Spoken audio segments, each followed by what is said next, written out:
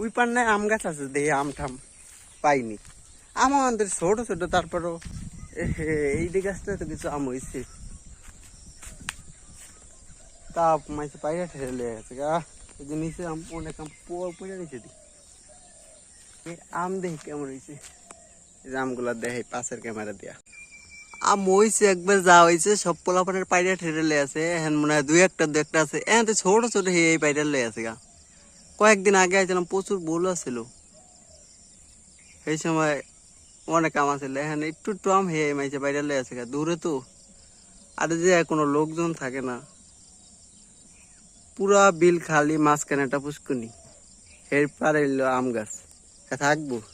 এখন বাইতে জায়গা, কিন্তু কাঁড়াল, এই যে কাঁড়াল গুলো আমাদের কেউ কিছু করে নাই, আমাদের ছোট ছোট তো, কেউ কিছু করে নাই, আমাদের কেউ ধরে না। হয়তো একটা না দূরে কাছে দেখছি কাঁড়াল, কেউ পাইরে নেয় না, কিন্তু দাগ দিয়ে দিচ্ছে।